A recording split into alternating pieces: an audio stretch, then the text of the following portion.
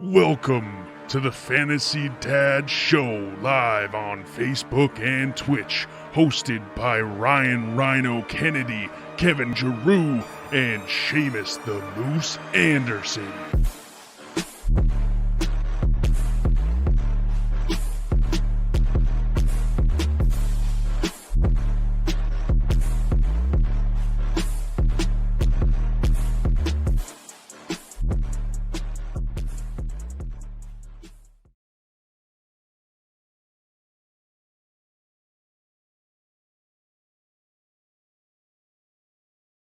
What's up, everybody?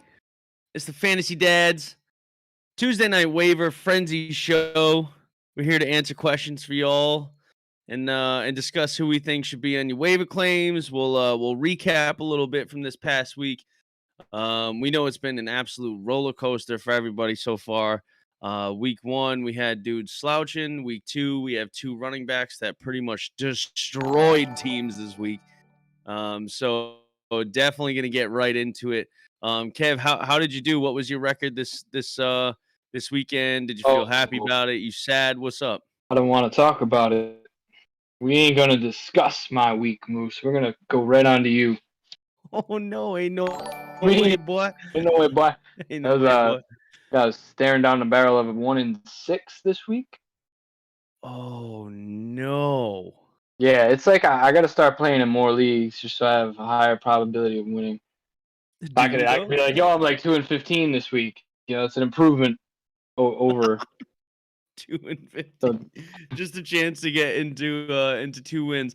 Yeah, no, I went 5-2 this weekend. Still just as stressed as week 1. I went 3-4, but shit, I'll take 5-2 any day of the week. Definitely had some plays that that were questionable, but that's going to happen throughout the fantasy season. Devontae Smith let me down. Few others could have popped off, but I'm glad, Aaron Jones was getting his. Derrick Henry obviously got his. So overall, it was a good weekend of football, man. And I'm just excited to get it going for week 3. Anybody that surprised you this weekend that did you play against? All right, let me ask you this: did you play against Henry? Did you play against Cup? Did you play against Aaron Jones? Oh no.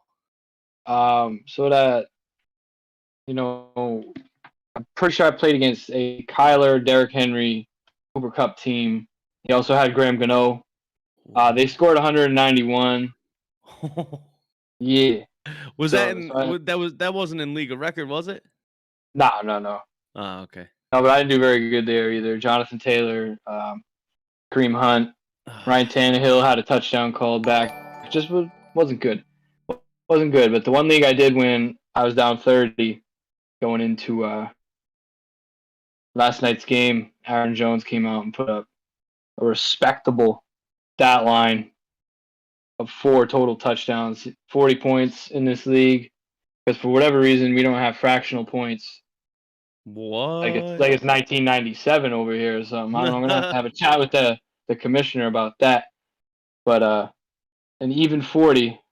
So I ended up winning that one. But Dynasty was a heartbreaker.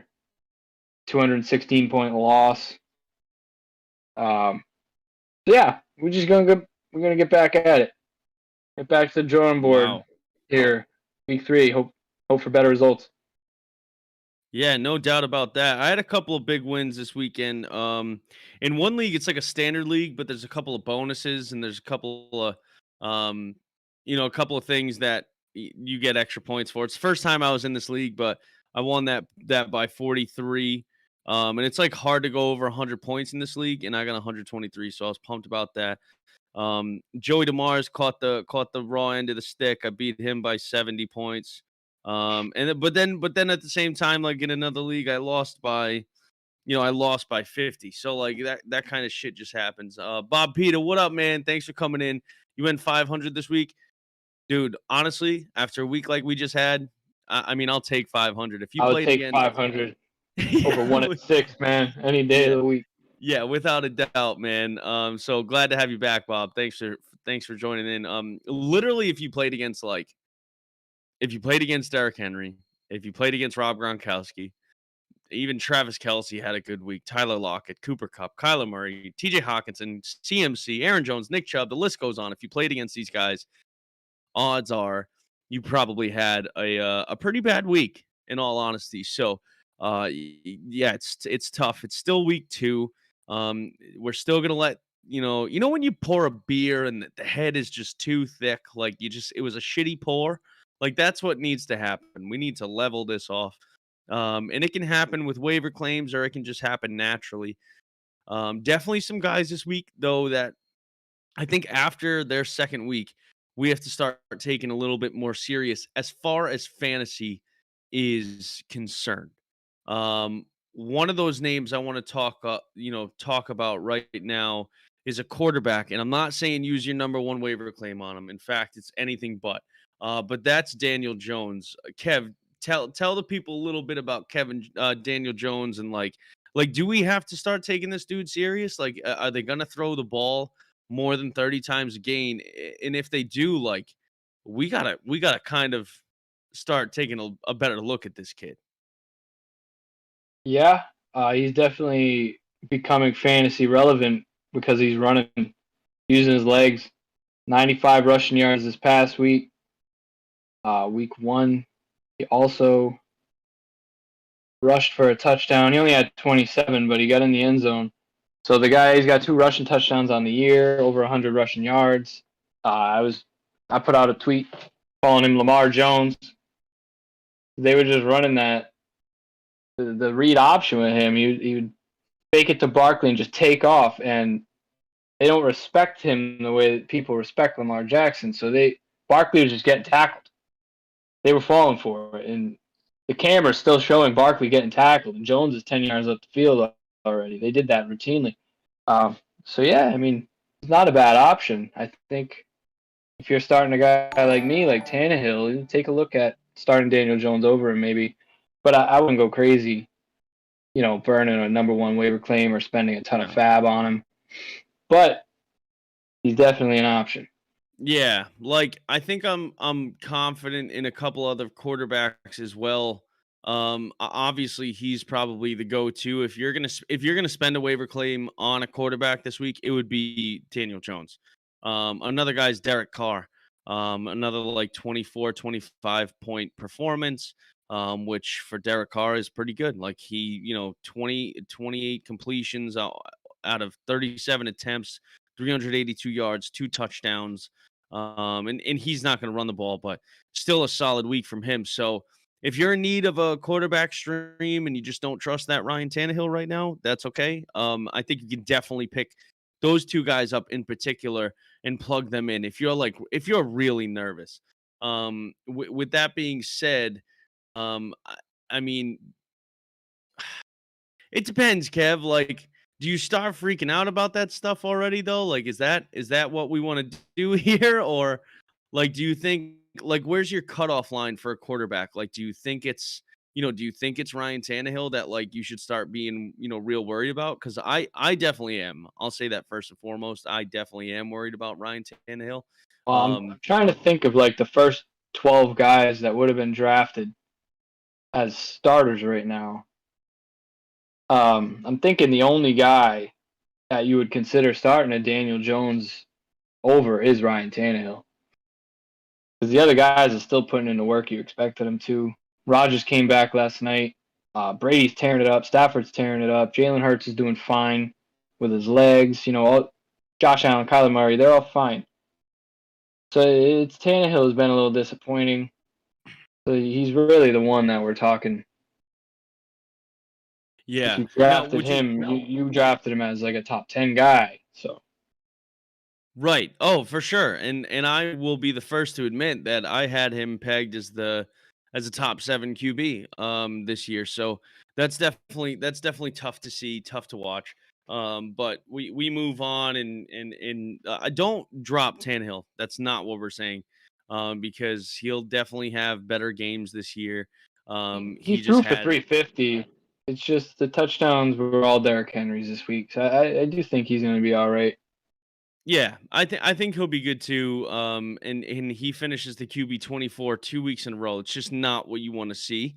But if he has, weeks 4 and 5, he has the Jets and Jacksonville. After that, I would probably be considering looking at a different avenue for quarterbacks. Like even Teddy Bridgewater. If you're worried and Daniel Jones like isn't available right now, I would definitely take a good look at Teddy Bridgewater, the QB 15 week one, QB 11 week 2, and probably out of anybody in the league, like has the easiest schedule the rest of the season. Like the only games I see here that like he might have trouble in, I would say Baltimore and Pittsburgh, which is week 4 and 5. This week he has the Jets. Week 8 he's got Washington, but like other than that, he has a wide open schedule, and his playoff schedule is pretty good too. If it's 15 through 17, he's got Cincinnati, the Raiders, and then the Chargers. So definitely give Teddy some consideration over Daniel Jones. I mean that rushing game for Daniel Jones is good, right?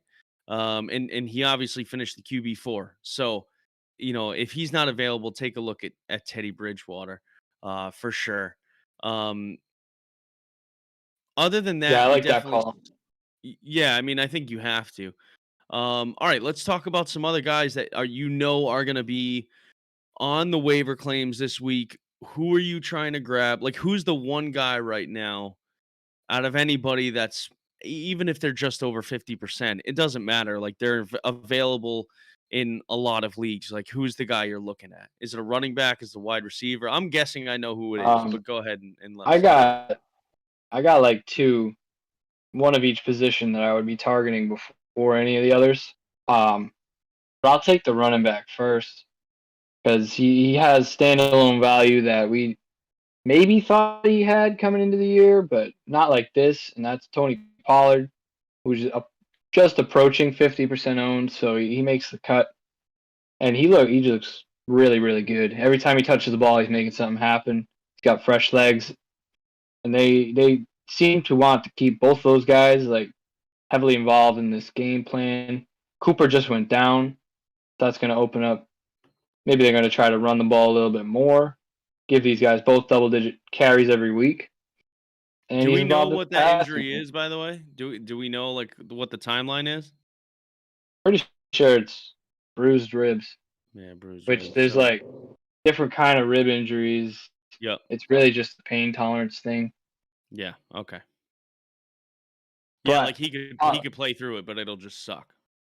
yeah, it's going to be one of those things with Cooper where if he's playing through it, he's not going to be 100%, and he's going to hit you with some tough weeks like he has in the past when he's trying to play through things. I think they sit him at least one game. Yeah. But Pollard, for me, man, he just stands out as a guy that if they seem content giving him the ball, Yeah. spreading the load, keep Zeke fresh, and then if Zeke was to ever get hurt, this guy has top 5 upside with the way he looks carrying the ball right now. So he'd be pretty much my number one target. Who are you looking at, Moose? Yeah, for me, first and foremost, like okay, I have a little bit of PTSD when it comes to the week 2 to 3 waiver claims because last year I dropped Justin Jefferson this week. A year ago tomorrow, I dropped Justin Jefferson, and I probably picked up some scrub that I didn't keep for more than 2 weeks. So I definitely have a little bit of PTSD, and I have a number one waiver claim in our legacy league this week. So like I'm just a little bit nervous. But for me, I think the one guy that I would probably have to take a look at and really, really evaluate if that's something I would want on my team is Cordero Patterson. It seems like regardless of Mike Davis and his stature there being the RB1, Cordero Patterson's going to be part of this game plan somehow or another. Arthur Smith obviously wants to run the ball more. Even though he only had 7 attempts and 11 yards, like his usage in the receiving game was still very efficient. Touchdowns or not. He had one rushing, one receiving, but he's obviously a guy I'm definitely going to take a look at just because we know what Arthur Smith does. We knew what he did in Tennessee, and it's very similar. And I can see that Cordero will definitely just have a part in this offense. I'm not saying he is an immediate start. I would say I don't even know if he's a spot play yet, right? Like I don't need or a spot start. Like I don't even know that yet, but that's still depth. That's running back depth. And you're talking about Tony Pollard, who like probably is the obvious answer here. Other than maybe one other guy we have to talk about in JD McKissick, who we told people it was all right if they dropped last week, because honestly, that's what we thought and that's what we knew. But if I was looking at one other guy and I didn't want to go with, old Cordero, I'd probably go with Rondell Moore. He obviously was getting targeted. He got targeted 8 times, 7 receptions for 114 yards. And he's not getting targeted on cross routes within 10 yards. His yard per reception was 11.6. Now I know, or I'm sorry, 16.3. I know that doesn't seem as good as Freddie Swain or KJ Osborne or Henry Ruggs, but I just trust that Rondell Moore has honestly a better quarterback behind him in terms of fantasy value. Like Kyler Murray's a cheat code. He's an absolute cheat code. So, yeah, I love Rondell Moore. That was your rookie spotlight this year, and so that's a guy I would very much consider getting with a number 1 waiver claim. Not saying I will, but I don't even know if I'll make a move this week. I kind of, again, PTSD since last year. So, let me ask you this, because obviously we're going to go through this too. And we'll talk about some other candidates, KJ Osborne, and a few others that we have marked down here to talk about. But is there anybody you're like heavily considering dropping? Is there anybody like you don't think people should drop? I know I have one complete backfield in mind that I don't want a piece of for the rest of my life, let alone this year. Is there anybody that sticks out in your mind here? I think it's about that time to cut bait with Callaway until they figure stuff out over there. It's just what we thought would happen hasn't happened. Jameis hasn't even thrown for 200 yards in either of these games. I don't understand what's going on with that. That whole offense was broken against Carolina. The guy we kind of picked him up last week, thinking there could be something there. KJ Hamler. I don't think it's there. I don't think he's anything more than like a DFS dart throw. Tevin Coleman, if for whatever reason he was still on your roster, he's punting him to the moon. It's the other 2 guys backfield now. They both looked much better this week. Terrace Marshall, if you were kind of holding on to him for a little upside, you can get rid of him. Yeah, I have him in 2 leagues, and but part of me also, Kev, has that PTSD, and I'm like, dude, I did the same thing with Justin Jefferson last year. I don't quite think Terrace Marshall is at that talent level, but like that still definitely scares me. I know it would take an injury, whereas Jefferson just, you had Thielen there, and then how long was Ola BC Johnson gonna hold Justin Jefferson down? Like you have DJ Moore and Robbie Anderson, proven guys, plus the 9 targets Christian McCaffrey's gonna get every week. That's what's in the way of Terrace Marshall right now. Yeah, barring injury, I don't think he's gonna make much of a splash. Right. Yeah. Speaking of Rondell, by the way, his route run per snap count or whatever, everything, snap count and routes per snaps, everything went up this week. So it's just very encouraging for his usage. He's definitely going to be, at worst, the number 3 option on that team, and he's just an electric playmaker. So he was definitely tied with Tony Pollard as my number 1 guy to grab. Yeah, I think so too. If those 2 guys are available in your league, I would take them. It depends on your running back depth, but using a waiver claim this week on somebody like a Cordero Patterson, who I'll never play. There's not a scenario on most of my teams where I'd be like, yeah, I can probably spot start Cordero today. I just don't know how I feel about that entire team yet. I'm not even high on Calvin Ridley right now. It's not been good in Atlanta.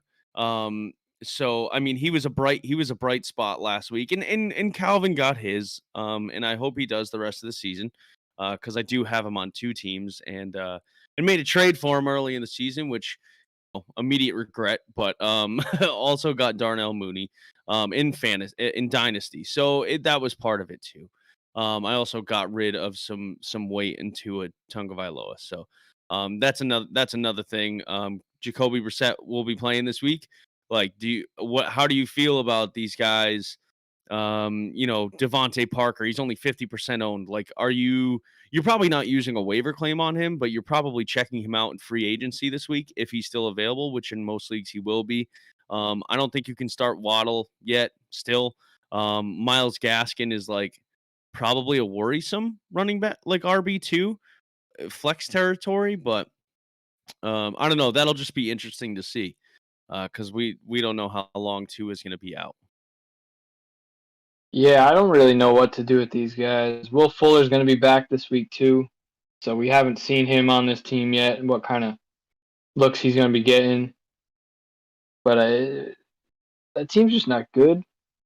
I don't think they're very good. They had pretty good defense, but Tua's not that good. So even if he comes back, how good does that offense really have the potential to be?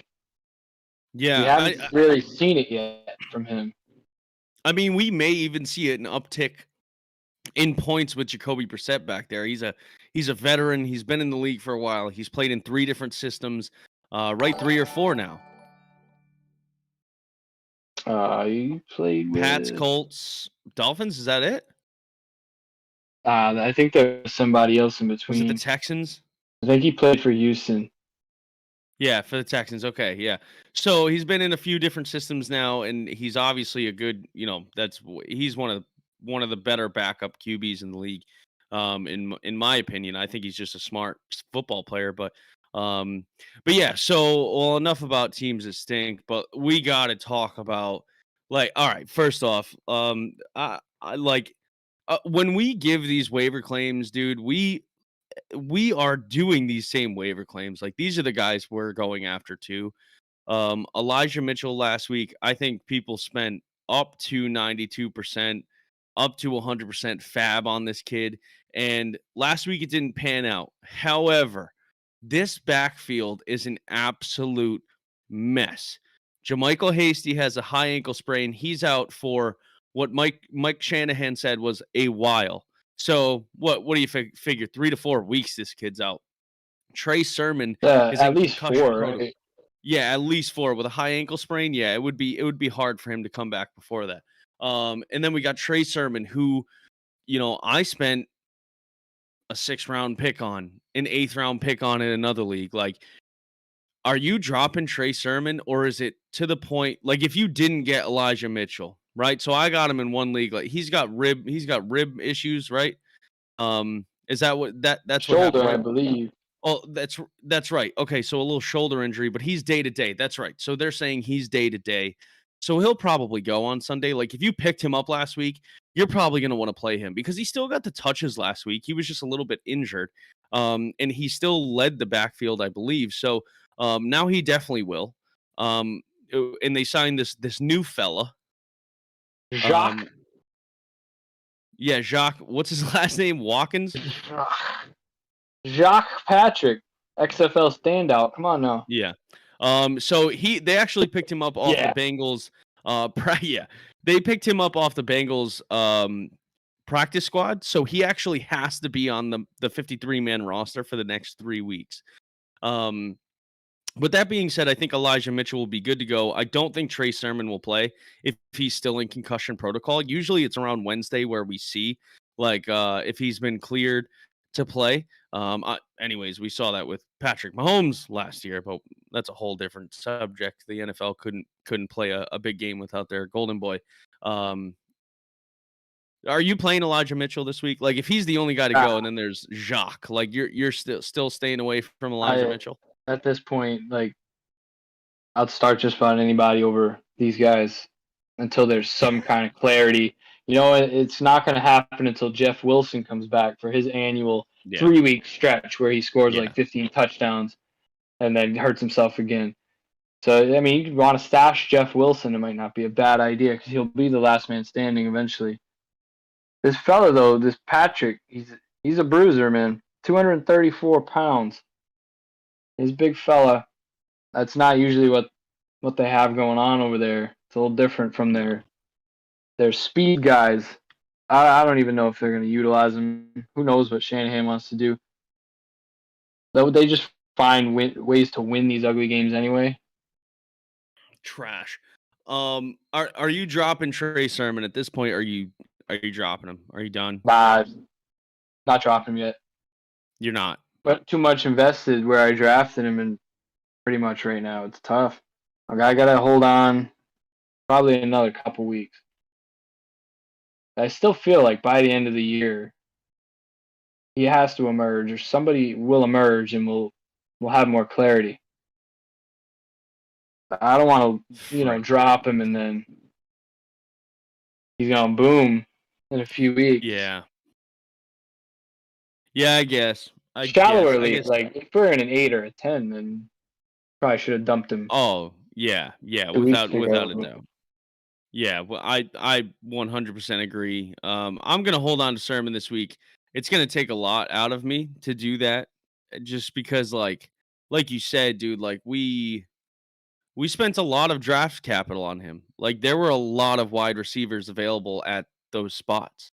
Wide receivers that are having great seasons. So, Rhino said, "No way, boy, no way, boy."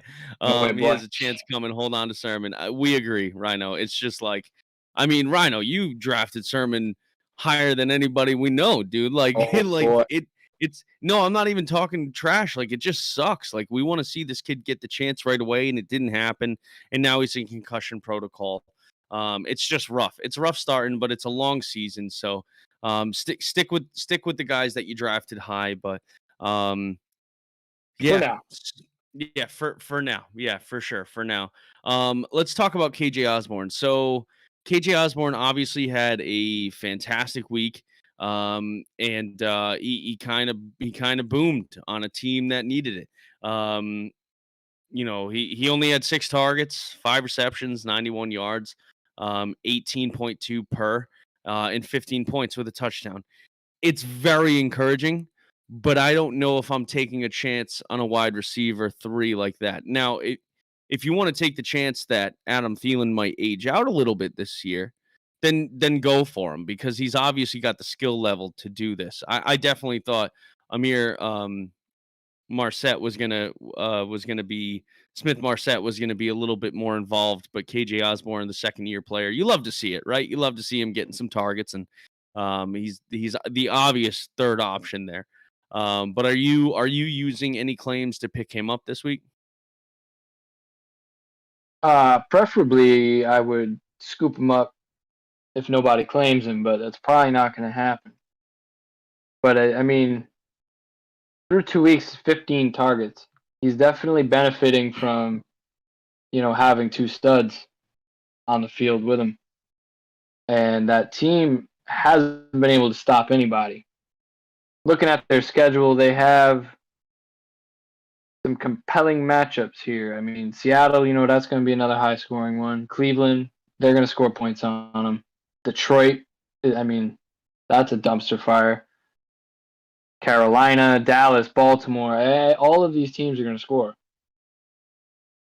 So they're just going to have to – Kirk Cousins is going to have to sling it around. So honestly, I think I like Osborne. I'm not sure if they can sustain 3 guys the whole year, but he's probably behind Rondell, the only guy I'm really looking at that's less than 50% owned. Yeah, so he's like the guy for wide receivers that you're probably looking at. Yeah. Him and Rondell, and Pollard and Patterson, pretty much. Okay, and what about Tim Patrick? No, this are we still, because he's still widely available. He finished as the wide receiver 43 last week, so I'm not like playing him, but he's pretty much exactly what we described him as. Just a red zone threat. He's not Yeah, heavily targeted. He's not, nope. big play guy. He's a 4 for 30 in a tug. That's what he's gonna do. Yeah, That's probably like his ceiling, honestly. yeah. Like in deep 14-team leagues, like he's valuable as hell. I'm not gonna jump on him. No, me either. I don't think I wouldn't either. Jalen Rager. I know he only finished with 3 points. He was targeted 5 times, only 2 receptions. With one I thought called back, if I remember correctly. That's another guy I'm probably holding off for now. Just because I think last week with Devontae Smith was a freaking Yeah, fluke. well, I don't know what the fuck he's happened with that. 66% owned, so I didn't look at him, but I wouldn't drop him though. If you do have him, don't No, drop him yet. not yet. The other guy that, I mean, you got to at least bring up his name because he's like a wide receiver 1 right now in PPR. Sterling Shepard. He's not quite to 70% owned yet, but by tomorrow he should be 100% owned. He's absolutely clearly the favorite target. He's always open.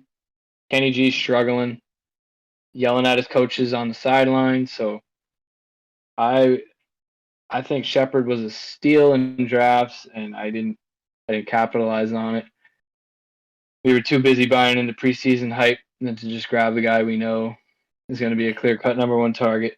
I fell for it because of maybe a little bit of injury history, but he's tearing it up. And while he's healthy, he will tear it up. So if he is available, you got to grab him. Yeah, it's not even remotely close. So I have Sterling Shepard in 2 leagues, one of which is in our is it our league of record or our legacy league? I believe it's our legacy league, our listeners league, and he has been absolutely popping off against 2 of maybe the toughest defenses he's going to play all season long in Denver and Washington. Like Denver has proven that they will take points away from people in regards to fantasy value. And Washington, like they're just a good defense, but nine targets, 10 targets, 7 receptions and 9 receptions, and he's totaled over 200 yards on the season so far. And only 1 touchdown. Like you don't even need to rely on touchdowns, which is crazy because I feel like we are for a lot of these guys that are on waiver claims right now. Like a lot of it's going to be touchdown upside. Sterling Shepard's not that guy, pal. He's not. He's going to get targeted all season long. He's the clear favorite. I was saying this last week, and I'm not saying you guys were disagreeing with me, but like I don't think anybody was like, okay, so Moose is like bringing up Sterling Shepard. Like, okay, like whatever. Like I just think, and not even you guys, but like the general public, like how is he not owned in PPR? He should be owned, like you said, 100% after this week. They have Atlanta, New Orleans, and Dallas. And again, not an ideal rest of season. It's not going to be easy for Daniel Jones and the Jets, but as that running game opens back up with, Saquon getting, I would say more and more, healthy. It may be better, it may be worse, but I would imagine that it would be better. Like Kenny Galladay's he's not that guy, pal. So Paul in our comments said trade rumors James Robinson to San Francisco. That would be sick, Paul. I need a source, Love buddy, that. because I've looked everywhere and I can't find a single thing on that. I've seen more Allen Robinson to the 49ers rumors than that. So Paul, if you're listening, send us a link, dude, because I have to read more up on that. Because if you drafted, if you drafted James Robinson, did you get him anywhere this year? Nope. Me either. Either. But I would definitely help him out. I would help the 49ers out. So it'd definitely be a good thing for fantasy as a whole. I wouldn't benefit from it. They Niners need to call somebody. They can't keep having this revolving door of just jag after jag. It's kind of funny. Like it's comedy at this point. It's like the old guy from The Simpsons. You know that meme where he walks in, fucking takes his hat off, walks right back out, dude? That's what every running back is right now for the 49ers. It's just a cup of coffee, and then they're out. They're going to hurt themselves or whatever it is. Get in trouble. I don't know what's going on over there. Right. Yeah, no, It's just that I mean, at this point, I'm like nearly done with that backfield. Um, but I mean, I guess we gotta see what happens. I know that Daryl Henderson. I thought we should bring this up real quick. He's still in play for week 3. Apparently, he has hurt his ribs. And again, this is a situation where like ribs are tough, man. Like you can play, but like if the cartilage is like moving and shit, like whenever you breathe, like that's instant discomfort for anyone Very, that's very ever had a painful. yeah, it's horrible. So he damaged his rib cartilage. Like it's not I mean it's gonna hurt. So is Sony Michelle? I know a lot of people drafted Sony Michelle and a lot of people have not dropped him yet. Is he worth a spot start this week? If Daryl Henderson is out, like if he's confirmed out, because you're obviously not playing him if I'm not playing him if Daryl Henderson is in. But is he worth a spot to look at? I mean, he can't be too widely owned, is he? No, no, I'm not Yeah, I starting can't him. imagine. They're playing the Bucks. Find someone else. Yeah, agreed. Okay, so Anybody we're else. both yeah, we're both on the same game page. Josh Jacobs is still very questionable for week 3. Kenyon Drake, I mean, I don't know, in a deep league, like so for our legacy league, like I would consider starting him because it's 3 wide receiver, 2 flex. So I think that you have to consider it, but I still think it's like a pretty weak play in terms of, I'd probably rather plug in a wide receiver maybe like a KJ Osborne. You know what I mean? Like even though he's going to be the RB1, and he obviously got the work this week. Like, are you playing Drake if he's out? Is he a top 25 running back this week? Is he top 30? Like, are you playing him over a James White or a Mike Davis or I mean Devin Singletary, who's been going absolutely off lately? Probably not. Not Yeah. over a James White. He's proven to have a pretty safe floor right now with the way they're running this offense. It's kind of like how Tom did it. He's not Mac. Obviously, isn't Tom Brady, but this isn't Cam Newton back there, and James White's getting used the way he was. 7 targets, 6 targets, and as they have to score more points, he's just going to be targeted even more. A game against Tampa Bay, he's probably going to eat. You're going to have to try to keep up. They're not going to be able to run Damian Harris upwards of 20 something times. So Yeah. not over White. Kenyon Drake or Devin Singletary is interesting moves. But I'd probably go with Singletary. He's actually Even against Washington, yeah. Yeah, I don't like Drake. It's a revenge game narrative too, but he's just not good, man. He's lost it. He has 13 rush for 20 yards this season. Oof. That That's is what he's not gotten done on ideal. the ground. I know they're targeting him though at a decent rate, but it's just not someone I'm excited to start or would really look to start over many people. Okay. All right, yeah, I can deal with that. I mean, I'm not looking to start Drake. And I'd probably go with the guys that I drafted higher. Singletary's just been having he's been having a couple of games here. It's and even with Zach Moss vulturing a touchdown or so, like it's just I don't know, that situation's worrisome. I probably start him over like a Ronald Jones though. But Yeah, Rojo's borderline like droppable. yeah, I Probably would just let him say go. yeah, I would say yeah, I would. I mean, Might if you have know to anybody just that's going take to the be L on excited over that. that name, yeah, he finishes the RB 102 against a struggling Dallas team, and then RB 49, and his schedule's not getting easier. And that team for me is much more along the lines of a Buffalo, where like their running backs may pop off, but it's not going to come. It's going to come. It's not going to come.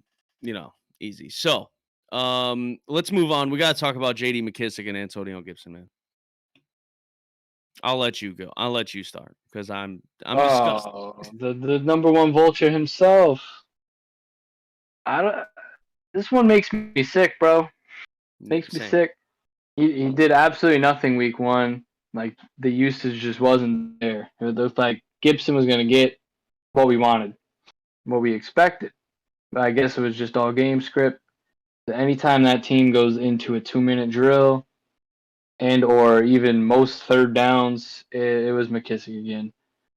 I see some Yep. people on Twitter talking about it. Hope maybe it was a short week thing. But it's definitely not encouraging. And then they were targeting like down the field too. There was a nice route down the sideline that he caught there at the end of the game. So it's just not. I would buy Gibson low still, but it's not what we wanted. Thought we were getting the true bell cow usage, and we're not gonna get that because they're gonna need to play in that 2-minute offense. I think a decent amount. We got the Bills coming up next week. We know what they can do. Atlanta. Just anytime they have to go up tempo, it seems like Gibson might not be able to be on the field. That's what they want to do. They want the guy who's better in pass protection or whatever it is. So the goal line thing was a fluke, though, which is why I think you still buy Gibson low. You try to get him from someone who's a little panicking that he's still going to be an RB2 at worst. But they came out of the timeout. Mckissick had already been on the field. They just rode with him. Anybody could have ran through that hole. So Gibson will be all right as far as that's concerned. It's just 2-minute drills. I don't think he's going to have that. So see if you can get him for cheap. Yeah. And just expect that you might not get that true bell cow that you thought you were going to. Yeah, it sucks. When you got a guy that you placed such a high draft pick on, that just doesn't see that work. I mean, he's obviously projected the points, but he hasn't finished top 25 yet. And you got a guy in JD McKissick who finished as the running back 7 this week. So I guess it's going to be boom or bust for JD McKissick. Spot start, sure. In your flex, I think he's definitely like a RB3, low end RB3. Now, I don't even know if we can call him low end because obviously he's going to get some work. But Antonio Gibson owners, don't freak out just yet, but he's definitely maybe turned into your RB2. So hopefully you didn't wait too long. I want to talk about someone who I am freaking out about. Oh no! As an owner of him in a couple of leagues, including Dynasty. Can we talk about? Is basically he's a Devin Singletary that you drafted in the 3rd round. Oh no! Clyde Edwards-Helaire.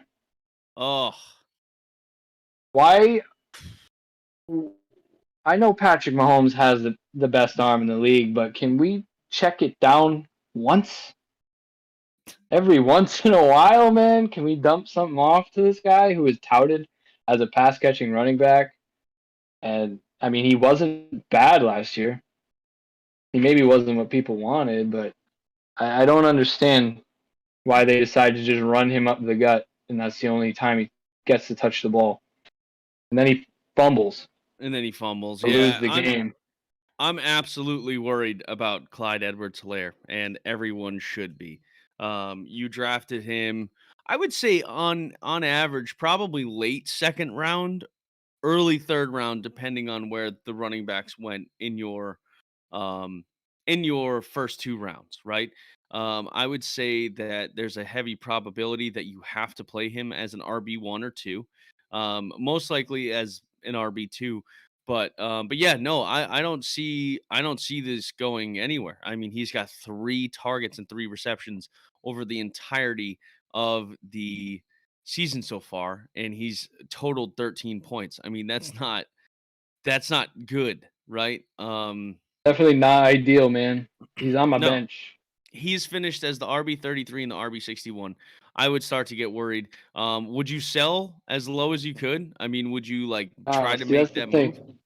there was some discourse about that on Twitter today, actually, about do you sell him now where you're going to get absolutely probably like nothing for him, or do you wait for him to have a somewhat productive game and then try to do it? At this point, I think I'm kind of on that side, because right now, if you trade him, you're going to have to package him with someone you probably don't want to get rid of to even upgrade at running back right now. So I think you kind of have to wait. Maybe he's able to produce against the Chargers, and you can move him then. Dynasty, I think I'm okay just leaving him on my bench, and maybe they trade him. So I'm not freaking out about it in Dynasty, but I have him in a redraft league, and just gonna have to keep trotting him out there, man. It's my 2 or 3 point RB2 right now, the way it's looking. Yeah, I think he didn't get the goal line work. No. They're not throwing him the ball. It's not good. Not good, man. Full panic mode on CEH. Yeah, and rightfully so. I have him in another league as well, and it's not looking great. In terms of waiting to trade him, dude, like honestly, even if you do wait for him to have a good game, you're still gonna have to package him, because people are still gonna look at these first 2 weeks and be like, well, that's probably gonna be the norm more so than him popping off. Because he definitely has a good matchup this week against against Los Angeles. I would say it's like a C plus to B. Go find yourself a LSU fan or a Chiefs fan. Like you got to know your league and see if someone is a little higher on him and what he can be than what you think he can be. Like, are you trading him for Damian Harris straight up if you can get him? In redraft, yeah. For me, it's not even. Are you trading him for Melvin Gordon?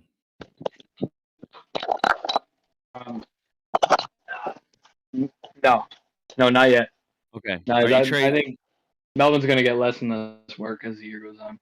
Okay. Are you trading him for Myles Gaskin? Probably rather have Gaskin right now. At least they utilize him in the passing game. Yeah, I would too. I would attempt to see. Here's the thing too about trades. You can talk to people before you make trades. Like, I never just send an offer straight up, because people just I think people instantly think like, oh, this guy's trying to screw me. So like in our league, when you and I made that trade, like I talked to you first about it. Like, hey, what do you think about this and this? Like you gotta talk, especially if you know the guy, use it to your and his advantage. Like it can work out for both teams, right? Like that tight end you didn't need. So it was kind of like I get two really solid players, a guy that I like in the future. And I needed somebody that like at least would fucking catch a ball compared to Anthony Ferkser, who I took in the last round. He ended up getting hurt this week too, so you would have taken him. Pretty sure he put up a mean 0. Yeah, no, I was absolutely done with that. Okay, so another guy I wanted to talk about, just because we were so low on him, and I don't even think we were low on him as a talent, just as staying healthy is concerned, but it's Joe Mixon. So he obviously finished the RB1 or 2 in most leagues in week 1, finished the RB35 last week against a tougher Chicago team. Obviously, Joe Burrow didn't have a good day, but he only had 1 target for 2 reception yards, where he had 23 reception yards and 4 targets the game before. Their schedule isn't horrible against Pittsburgh, I'm worried, but I mean, Joe Mixon, everyone was like, oh, we proved you wrong. We drafted Joe Mixon high. We proved you wrong. Like, what do you think it's going to be? Do you think it's going to be more of like an up or down season for Joe Mixon?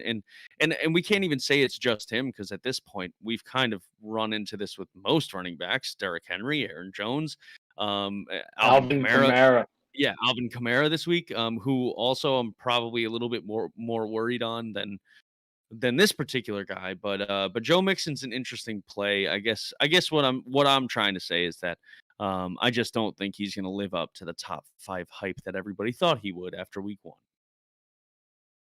Yeah, I mean, outside of Christian McCaffrey, you're probably not going to nobody's going to put up 20 points every single week. Yeah.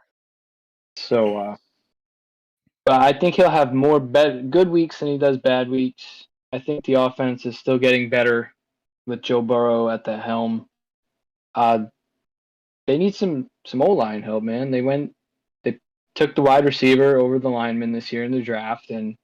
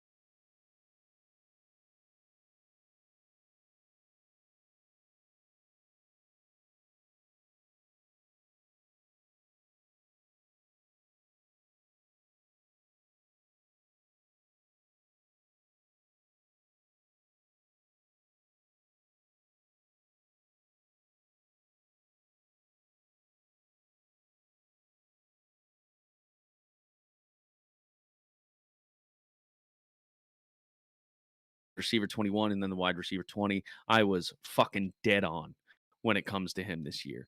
If you can get him, like any way possible, go and get him. Like Robbie Anderson, trade right now for Marvin Jones Jr. So I actually, to a certain extent, wish I had been doing you the favor of giving you Corey Davis and not Marvin Jones Jr. in that trade, but you definitely got a good piece. I think it really was just Damian Harris for for Marvin Jones Jr. in that trade at some point. I feel that way, but yeah, the kid looks fantastic. Michael Pittman Jr. looks fantastic. Like the wide receivers are going to start coming out of the woodwork real soon. Pittman has a favorable schedule. Jones obviously does, and then Laviska Shenault is a little bit banged up right now with that shoulder injury. So, yeah, I mean, this is what happens with wide receivers, though. As much as it happens with running backs, and it hurts when it happens a little bit more with running backs, like wide receivers just come out of the woodwork. That's just how these things work. So yeah. One wide receiver we didn't talk about who is like massively high on the waiver boards is Henry Ruggs. I'm not touching the dude. I'm not. Yeah, we told people to drop him. Maybe we Yeah. shouldn't have done that, but Well, we told people they could drop 2 people last week, and that was J.D. McKissick and then Henry Ruggs, and then they both blew up days. week 1. So this is why we try So- not to overreact, but I mean, you have to drop somebody if you want to add somebody. I don't know. Yeah, and We got to tell you to drop somebody. Yeah, those were the candidates. I still wouldn't drop Elijah Moore. I would still wait on him. I think he's way too talented. I wouldn't even drop Brian Edwards yet, I don't think. Just because I would. Would you? I just still think he has that same playability as Henry Ruggs. Like, don't go dropping Brian Edwards for Henry Ruggs. Like, don't do that. Would I drop him for a guy like Tim Patrick or Darnell Mooney? Yep, absolutely. Marquez Callaway? No. Christian Kirk? Probably just because that offense is so filthy. Even though he had a bad second week, but that's fine. I think that kind of does it though. Like if you guys have any questions regarding who you should drop, let us know. Drop it into our DMs, comment on our page, whatever you got to do. But I think that's pretty much wrapped it up for me tonight, Kev. Is there anybody else you want to mention? Anything else that you have to say regarding waivers? Anything at all? Another guy that we told everybody to drop is Michael Carter. Wouldn't hurt to maybe pick him back up. If that You think so? can start to do anything, him and Ty Johnson are clearly ahead of the pack. And I mean, this kid is supposed to be a great receiving back. So I think he showed it. He showed this week that he's definitely one of the most talented on the team. He had 60 yards. He caught a couple balls. I think that offense can improve it all. He might return what he was supposed to on maybe like a 9th round pick or wherever you took him. Yeah, deep. Yeah. But yeah, man, I think we covered just about everybody I'd be interested in really burning a claim or spending some fab on right now.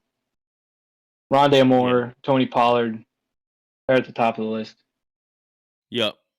Yeah, I think so. I think you can take chances on guys like Cordero and even JD. I hate to say it, but he is. I mean, if he's going to get work like that, you might as well have him on the bench at some point. He can be a depth trade or something like that. Kenneth Gainwell too. I think he shows some promise. But yeah, let us know what you guys think about your teams, who you should be picking up. I mean, tomorrow's the day, so let us know, and hopefully you guys get everything you want in your waiver claims.